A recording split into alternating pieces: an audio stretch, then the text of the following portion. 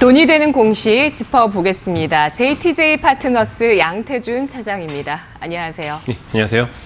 네, 오늘 실적이 많이 나오고 있고요. 현재도 조금 전에 현대오토웨버의 실적이 나왔습니다. 전년 동기 대비해서 매출액 영업이익이 각각 10%, 5% 증가하는 실적 나왔네요. 주가에 미치는 영향은 적고요. 자, 오늘 돈이 되는 공시 베스트 3부터 보시죠. 역시 실적입니다. SK이노베이션의 연결 재무제표 기준 잠정 실적 공시 나왔습니다. SK이노베이션 정유주고요. 2차 전지주 그리고 배당을 주는 기업이기도 하죠. 자, 오늘 개장 이후에 9시 18분에 발표가 됐고요. 현재 주가는 딱 보합권에서 멈춰서 있습니다. 어떻게 봐야 될까요? 예, 아무래도 이제 오늘은 모든 기업들이 실적에 대한 이슈로 많이 좀 급등락이 나오지 않을까라고 판단을 하고 있습니다. SK이노베이션 같은 경우에는 이제 정유 사업 쪽의 부진, 즉 이제 국제유가 하락으로 인해서 이런 악재로 인해 실질적으로 실적이 좀 안 나왔다라고 판단하고 있는데요. 지난해에 비해 한 60% 정도 영업이익이 좀 깎였다라고 판단하고 있고, 뭐 이노베이션뿐만 아니라 전반적으로 정유주 같은 경우에는 국제유가에 많은 좀 영향을 받을 수밖에 없는 그런 기업군들이기 때문에 실질적으로 유가에 많이 좀 휘둘린다라고 좀 판단하는 게 나을 것 같습니다. 최근에 수급적인 측면으로 놓고 봤을 때 이제 지난 10월 30일 어제 같은 경우에는 외국인들이 이제 매도로 돌아섰는데요. 약 한 5억 4천 정도, 아니 54억 정도 좀 매도 관점을 접근을 했는데, 오늘도 역시 외국인들은 매도를 좀 이어나가는 모습들, 그리고 기관들 같은 경우에는 3거래일 연속 매도가 나왔는데, 실질적으로 거의 뭐 기관 안에 큰 성격인 투신권과 연기금 쪽에서 강한 매도가 나오고 있고, 또 보험 쪽에서도 강한 매도가 나오고 있기 때문에 실질적으로 기관과 외국인 동시 순매도가 진행이 되고 있다. 따라서 투자 심리가 상당히 위축이 되어 있는 SK이노베이션 같은 경우에는 이번 실적에 대한 부담감으로 인해서 추가적인 하락도 충분하게 더 나올 수가 있는 좀 구간에 놓여져 있지 않나라고 판단하고 있습니다. 차트적인 측면을 놓고 본다 하더라도 실질적으로 매물대 지지선 역할을 할 수 있는 게 15만 9천 원대로 지금 보여지고 있는데, 15만 9천 원대를 지지를 해주지 못한다라고 했을 때에는 추가적인 하락도 충분하게 나올 수 있다라고 좀 판단하고 있고, 그 다음 매물대 하단 라인이 15만 2천 원인데 우선은 기관들과 외국인들의 매도 물량이 강하게 나온다라는 가정하에 15만 9천 원이 뚫린다라고 했을 때에는 15만 2천 원까지도 추가적인 하락이 충분하게 나올 수 있다라고 좀 보고 있습니다. 네, 알겠습니다. SK이노베이션 현재 15만 9,500원에서 거래되고 있는데요. 15만 7천 원 선의 지지력이 상당히 중요하군요. 네. 그러면 투자 등급을 얼마로 매기는 게 좋을까요? 예, 우선은 뭐 이노베이션 같은 경우에는 정유 사업에 대한 부담감은 있지만, 뭐 지금 시장에서 바라보는 건 뭐 전기차 관련 사업에 대한 부분들을 보고 있습니다. 하지만 상당히 전기차 시장 자체도 초입 단계이고, 거기에 SK이노베이션 같은 경우에는 뭐 LG화학과 삼성 SDI와 경쟁을 했을 때 상당히 적은 점유율을 차지하고 있기 때문에 아직까지 전기차에 대한 기대감을 갖기에는 다소 좀 이른 감이 있다. 따라서 투자 등급 같은 경우에는 한 4등급 정도로 좀 매기고 앞으로에 대한 흐름을 좀 지켜보시면서 좀 진행을 해보시는 게 좋을 것 같고요.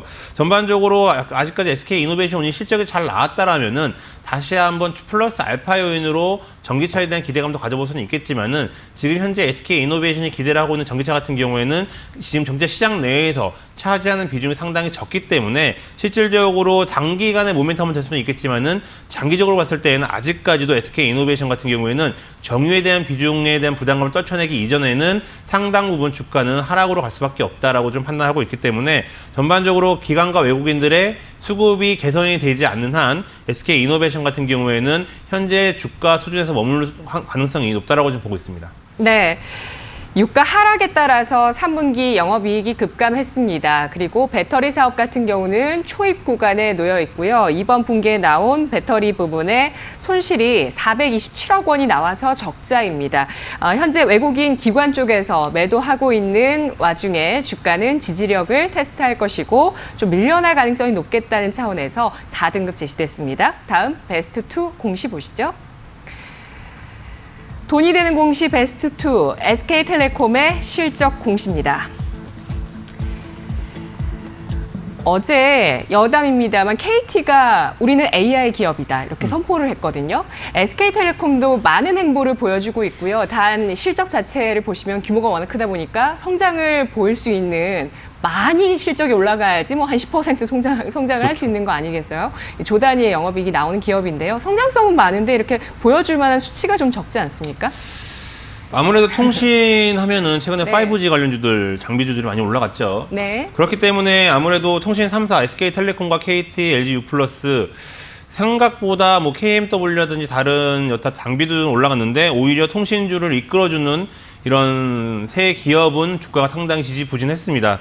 지금 최근에도 상당히 지지부진한 부분들이 나타나고 있고 상대적으로 통신 업종에 대한 부분들 최근에 5G 관련주들이 올라가면서 또 삼성전자에서도 5G 관련 모델만 출시하면서 이런 대형 통신사 같은 경우에는 다시 한번 요금제로 인한 실적이 잘 나올 것이다라는 기대감이 있는데 네. 이제 통신 3사 같은 경우에는 과거의 스마트폰 가입자 수로 실적이 나오는 좀 시대는 좀 지나갔다라고 좀 판단하고 있고요. 네. 그렇기 때문에 새로운 변화를 줘야 되는데 그 변화가 5G인데 아직까지 통신 3사한테는 큰 영향을 주는 것이 아니고 장비주한테만 많은 영향이 가고 있기 때문에 어느 정도 장비라든지 기지국이 구축된 이후에 다시 한번 통신 3사 같은 경우에는 좀 바라봐야 되지 않을까라고 판단을 하고 있습니다. 실질적으로 실적만 놓고 본다 하더라도 매출은 한 9% 상승을 했지만 영업이익은 0.7% 감소를 했고요.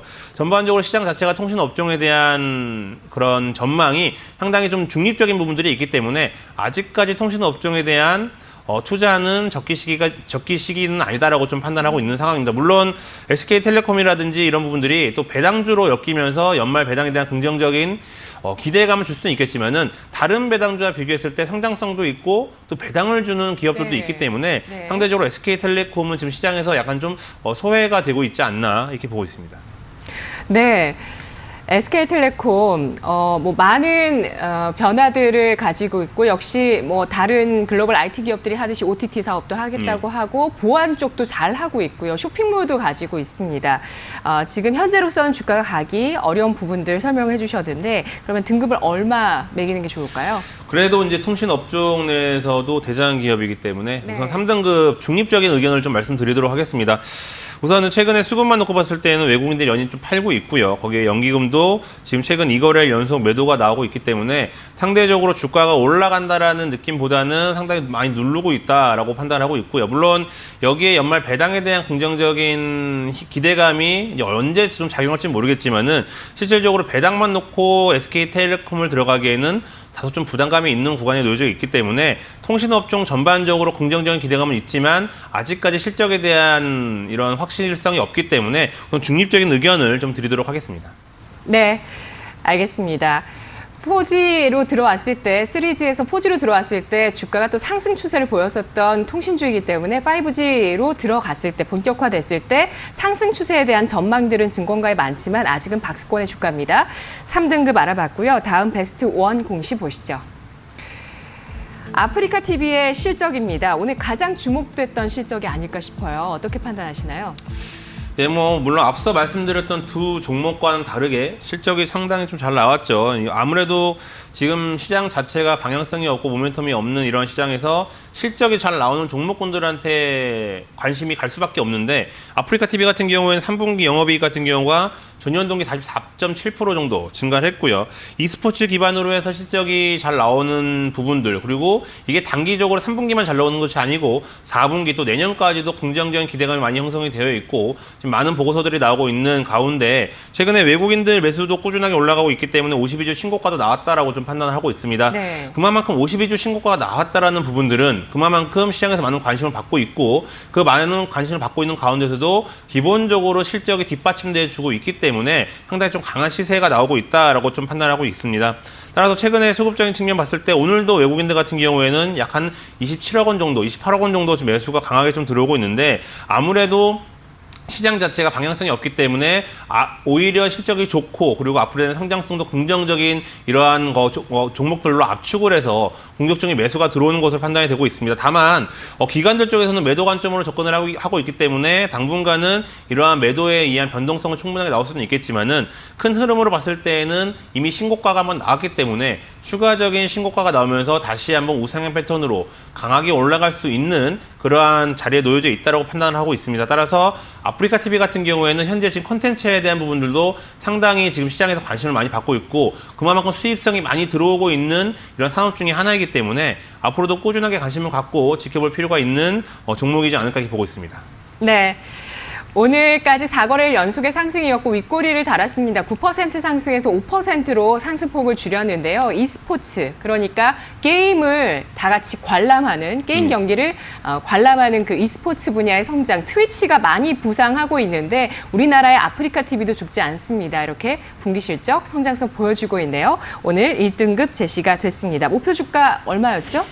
예, 우선은 현재가 부근이 73,500원인데요. 물론 오늘 약간 눌렸기 때문에 현재가 부근에서도 매수가 가능하지만 앞서 말씀드렸다시피 기관들의 매도가 나오고 있기 때문에 일정 부분 변동성이 나올 수 있다. 따라서 현재가 부근에서 분할 매수 관점으로 좀 접근을 하시면서 포트의 비중을 늘리시면 좋을 것 같고요. 목표가 같은 경우는 현재 가격 부근 내에서 약 한 20% 정도 상승 여력에 대한 부분들로 봤을 때 한 87,000원 정도로 좀 제시를 해드리도록 하겠습니다. 그리고 손절가 같은 경우에는 매물대 좀 지지선 역할을 할 수 있는 부분들이 보니까 한 67,000원 부근이기 때문에 이 67,000원 정도는 손절 라인으로 잡으시고 앞으로 아프리카 TV에 대한 흐름을 지켜보시면 좋을 것 같습니다. 네.